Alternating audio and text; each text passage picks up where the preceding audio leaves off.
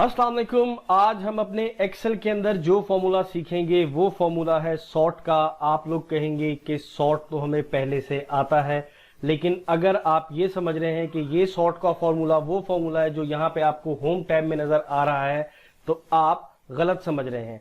जैसे कि आपको यहाँ पे एक डाटा नजर आ रहा है कि डाटा कॉलम डी के अंदर जो है वो सॉर्ट हुआ है और कॉलम बी में उसके रैंडमली जो है वो नाम लिखे हुए हैं। जैसे यहाँ पे अगर मैं कोई भी नाम चेंज करता हूं तो आप देखेंगे कि वो ऑटोमेटिकली कॉलम डी के अंदर जो है वो सॉर्ट हो जाएगा। जैसे लेट्स सपोज मैं यहां पर आता हूं और नाम लिखता हूं, आप देखेंगे कि ये ऑटोमेटिकली सॉर्ट होके जो है कॉलम डी के अंदर आ गया है। उसी तरीके से अगर आप चाहें तो आप अपने डाटा को जो है वो रोज के अंदर भी जो है वो सॉर्ट कर सकते हैं, और अगर आप चाहें तो आप अपने डाटा को जो है वो सॉर्ट भी कर सकते हैं। और अगर आपके डाटा में कोई डुप्लीकेट वैल्यूज हैं तो आप उन डुप्लीकेट वैल्यूज को भी सॉर्ट करके यहां पे शो कर सकते हैं।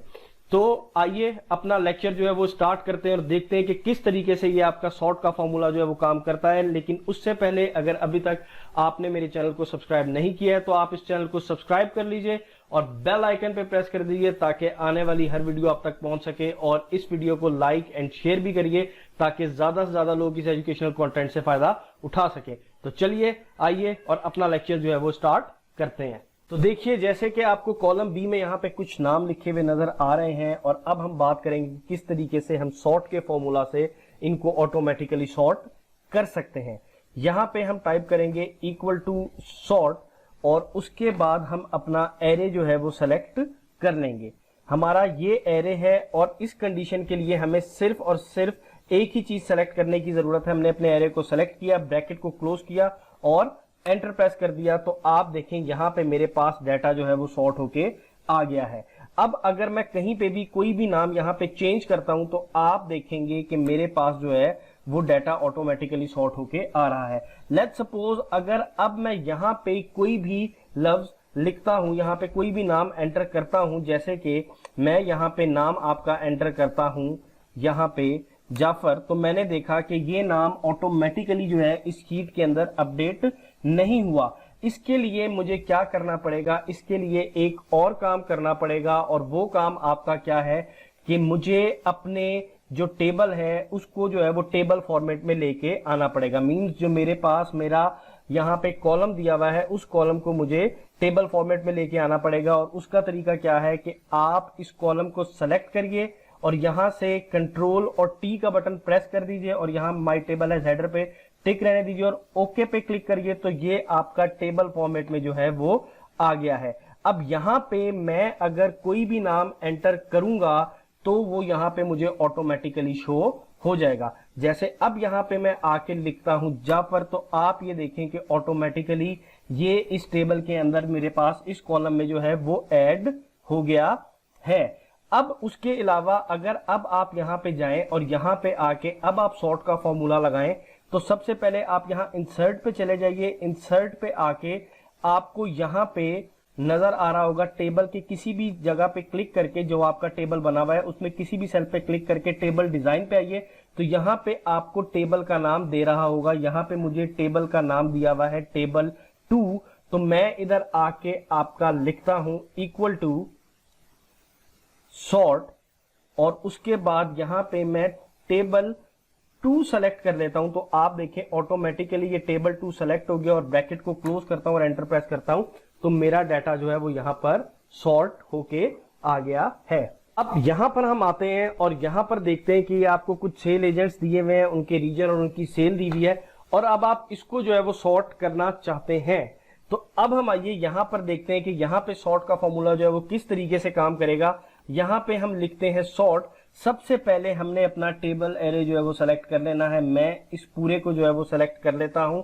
उसके बाद वो दूसरी चीज आपसे पूछ रहा है सॉर्ट इंडेक्स, कि आप इसको किस चीज से जो है वो सॉर्ट करना चाहते हैं। सबसे पहले मैं इस ब्रैकेट को यहां से क्लोज कर देता हूं और एंटर प्रेस कर देता हूं।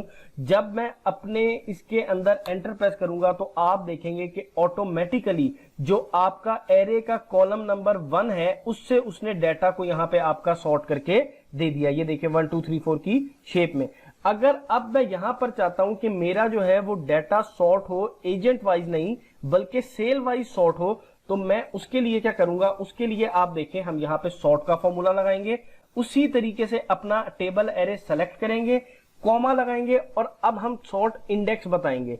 यहां पे हमारा इस टेबल एरे के अंदर सेल जो है वो तीसरे कॉलम में है, तो यहां पे हम 3 लिखेंगे और ब्रैकेट को जो है वो क्लोज कर देंगे और अब एंटर प्रेस करेंगे तो आप देखेंगे कि मेरे पास ये सेल वाइज जो है वो डाटा आपका सॉर्ट होके आ गया है और ये ऑटोमेटिकली जो है आपका असेंडिंग ऑर्डर में से ये जो है सॉर्ट होगा, मींस कि लोएस्ट से हाईएस्ट की तरफ जाएगा। लेकिन अगर अब मैं ये चाहता हूं कि मेरे पास जो सेल का डाटा है वो असेंडिंग नहीं बल्कि जो है वो डिसेंडिंग ऑर्डर के अंदर आए, यानी सबसे ज्यादा वाली सेल ऊपर और उसके बाद उससे कम, उसके बाद उससे कम, तो उसके लिए हम क्या करेंगे, उसके लिए आइए देखते हैं। उसके लिए हम यहां पे एक और आपकी चीज लगाएंगे, सॉर्ट। सॉर्ट के बाद हम आपका टेबल एरे सेलेक्ट करेंगे, उसके बाद हम आपका सॉर्ट इंडेक्स सेलेक्ट करेंगे, मींस कि हमें सेल से सॉर्ट करना है, तो वो हमारे पास क्राइटेरिया आ गया 3। अगला हमारे पास क्राइटेरिया है सॉर्ट ऑर्डर। ऑटोमेटिकली ये आपका असेंडिंग में सॉर्ट करता है, लेकिन अगर आप इसे डिसेंडिंग में सॉर्ट करना चाहते हैं तो आप कॉमा लगा के यहां पे -1 लगा दीजिए और ब्रैकेट को क्लोज कर दीजिए। यहां पे एंटर प्रेस करेंगे तो अब आप देखें यहां पे मेरे पास डाटा जो है वो आपका डिसेंडिंग ऑर्डर के अंदर जो है वो सॉर्ट हो गया, यानी सबसे बड़ी सेल सबसे ऊपर, उसके बाद उससे कम, उसके बाद उससे कम और उसके बाद उससे कम। तो इस तरीके से आप अपने डाटा को जो है वो सॉर्ट कर सकते हैं डिसेंडिंग ऑर्डर के अंदर भी। अब चलिए आइए चलते हैं अपनी नेक्स्ट एग्जांपल की तरफ, जिसके अंदर हमें डाटा जो है वो दिया हुआ होगा आपकी रोज के अंदर और हमें डाटा को जो है वो रोज में सॉर्ट करना पड़ेगा। तो इसके लिए हम क्या करेंगे, इसके लिए हम आपका लगाएंगे सॉर्ट का फॉर्मूला, उसी तरीके से आपका टेबल एरे सेलेक्ट कर लेंगे। अब यहां पे हमारे पास सॉर्ट इंडेक्स तो कोई है नहीं, तो हम यहां पे कॉमा लगा देंगे और हमारे पास सॉर्ट ऑर्डर भी कोई नहीं है, तो फिर हम एक और कॉमा लगा देंगे। उसके बाद अगर अब आपका लास्ट जो इसके अंदर क्राइटेरिया है वो कॉलम वाइज है, वो अगर आपने इसको कॉलम में सॉर्ट करना है तो सिंपल आप यहां पे 1 लिख दीजिए और ब्रैकेट को क्लोज कर दीजिए और एंटर प्रेस कर दीजिए। आप यहां पर देखें कि आपका डाटा जो है वो रो के अंदर सॉर्ट होके आ गया है अल्फाबेटिकली।